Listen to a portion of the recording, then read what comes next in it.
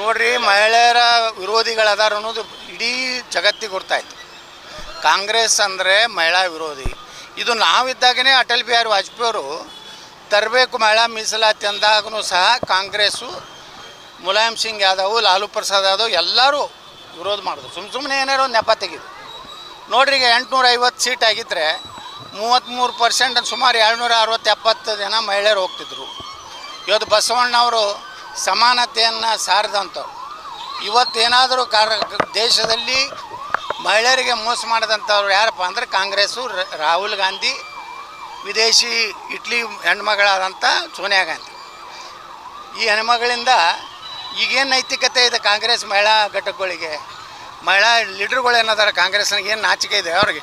ಎಲ್ಲ ರಾಜೀನಾಮೆ ಕೊಡಬೇಕಾಗಿತ್ತು ಅವ್ರಿಗೆ. ಅಷ್ಟು ಮಹಿಳೆಯರ ಒಂದು ಮಹಿಳೆಯರು ಅಂದ್ರೆ ಏನು ತಿಳ್ಕೊಂಡಾರೆ? 2,000 ರೂಪಾಯಿ ಕೊಟ್ಟರಾಯ್ತು, ಫ್ರೀ ಪಾಸ್ ಕೊಟ್ಟರಾಯ್ತು, ಅದಕ್ಕೆ ನಮ್ಗೆ ಓಟ್ ಹಾಕ್ತಾರೆ ಅನ್ನೋಂಥ ಏನು ಕಲ್ಪನೆ ಇದೆಲ್ಲ ಮುಂದಿನ ವಿಧಾನಸಭೆ ಲೋಕಸಭೆದಾಗ ತಿಳಿಸ್ತಾರೆ. ಇದೇನು ನರೇಂದ್ರ ಮೋದಿಯವರು ಹಿನ್ನಡೆ ಅಲ್ಲ, ಇದು BJP ಹಿನ್ನಡೆ ಅಲ್ಲ, ಇದು ಹಿನ್ನಡೆ ಕಾಂಗ್ರೆಸ್ಸಿಗೆ.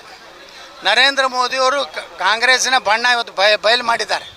ಈ ಏನು ಮಹಿಳಾ ಮೀಸಲಾತಿಯನ್ನು ಕೊಳ್ಳಾರ್ದಕ್ಕೆ ಏನು ಮಾಡ್ಯಾರ ಅಂದ್ರೆ ನರೇಂದ್ರ ಮೋದಿಯವರು ಇದರಲ್ಲಿ ಗೆದ್ದಿದ್ದಾರೆ, ಗೆದ್ದಿದ್ದಾರೆ. ಕಾಂಗ್ರೆಸ್ ಗೆದ್ದು ಸೋತಿದೆ. ಹಿಂಗಿದೆ ನೋಡ್ರಿ, ಮಹಿಳೆಯರ ವಿರೋಧಿಗಳದಾರ ಅನ್ನೋದು ಇಡೀ ಜಗತ್ತಿಗೆ ಗೊತ್ತಾಯ್ತು. ಕಾಂಗ್ರೆಸ್ ಅಂದರೆ ಮಹಿಳಾ ವಿರೋಧಿ. ಇದು ನಾವಿದ್ದಾಗನೇ ಅಟಲ್ ಬಿಹಾರಿ ವಾಜಪೇಯಿ ಅವರು ತರಬೇಕು ಮಹಿಳಾ ಮೀಸಲಾತಿ ಅಂದಾಗೂ ಸಹ ಕಾಂಗ್ರೆಸ್ಸು, ಮುಲಾಯಂ ಸಿಂಗ್ ಯಾದವ್, ಲಾಲು ಪ್ರಸಾದ್ ಯಾದವ್ ಎಲ್ಲರೂ ವಿರೋಧ ಮಾಡಿದ್ರು. ಸುಮ್ಮನೆ ಏನಾರು ಒಂದು ನೆಪ ತೆಗೆದು ನೋಡ್ರಿ. ಈಗ 850 ಸೀಟ್ ಆಗಿದ್ದರೆ 33% ಸುಮಾರು 760-70 ಜನ ಮಹಿಳೆಯರು ಹೋಗ್ತಿದ್ರು. ಇವತ್ತು ಬಸವಣ್ಣವರು ಸಮಾನತೆಯನ್ನು ಸಾರಿದಂಥವ್ರು.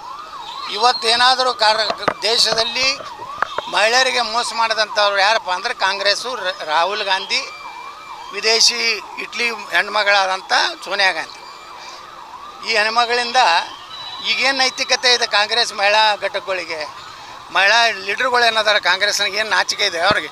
ಎಲ್ಲ ರಾಜೀನಾಮೆ ಕೊಡಬೇಕಾಗಿತ್ತು ಅವ್ರಿಗೆ. ಅಷ್ಟು ಮಹಿಳೆಯರ ಒಂದು ಮಹಿಳೆಯರು ಅಂದ್ರೆ ಏನು ತಿಳ್ಕೊಂಡಾರೆ? 2,000 ರೂಪಾಯಿ ಕೊಟ್ಟರಾಯ್ತು, ಫ್ರೀ ಪಾಸ್ ಕೊಟ್ಟರಾಯ್ತು, ಅದಕ್ಕೆ ನಮ್ಗೆ ಓಟ್ ಹಾಕ್ತಾರೆ ಅನ್ನೋಂಥ ಏನು ಕಲ್ಪನೆ ಇದೆಲ್ಲ ಮುಂದಿನ ವಿಧಾನಸಭೆ ಲೋಕಸಭೆದಾಗ ತಿಳಿಸ್ತಾರೆ. ಇದೇನು ನರೇಂದ್ರ ಮೋದಿಯವರು ಹಿನ್ನಡೆ ಅಲ್ಲ, ಇದು BJP ಹಿನ್ನಡೆ ಅಲ್ಲ, ಇದು ಹಿನ್ನಡೆ ಕಾಂಗ್ರೆಸ್ಸಿಗೆ. ನರೇಂದ್ರ ಮೋದಿಯವರು ಕಾಂಗ್ರೆಸ್ಸಿನ ಬಣ್ಣ ಇವತ್ತು ಬಯಲು ಮಾಡಿದ್ದಾರೆ. ಈ ಏನು ಮಹಿಳಾ ಮೀಸಲಾತಿಯನ್ನು ಕೊಳ್ಳಾರ್ದಕ್ಕೆ ಏನು ಮಾಡ್ಯಾರ ಅಂದ್ರೆ ನರೇಂದ್ರ ಮೋದಿಯವರು ಇದರಲ್ಲಿ ಗೆದ್ದಿದ್ದಾರೆ, ಗೆದ್ದಿದ್ದಾರೆ. ಕಾಂಗ್ರೆಸ್ ಗೆದ್ದು ಸೋತಿದೆ. ಹಿಂಗಿದೆ. ನಿರ್ಭೀತ, ನಿಷ್ಪಕ್ಷಪಾತ, ವಿಶ್ವಾಸಾರ್ಹ ಸುದ್ದಿಗಳಿಗೆ ಮತ್ತೊಂದು ಹೆಸರಾಗಿರುವ ನ್ಯೂಸ್ 18 ಕನ್ನಡ ಈಗ ಆಪ್ನಲ್ಲೂ ಲಭ್ಯವಿದೆ. ದಯವಿಟ್ಟು ಇಲ್ಲಿರುವ QR ಕೋಡ್ ಸ್ಕ್ಯಾನ್ ಮಾಡಿಕೊಂಡು ಆಪ್ ಡೌನ್ಲೋಡ್ ಮಾಡೋದಕ್ಕೆ ಮರಿಬೇಡಿ. ನಿಮ್ಮ ಬೆಂಬಲ ಹೀಗೆ ಸದಾ ನಮ್ಮೊಂದಿಗಿರಲಿ. ಧನ್ಯವಾದ.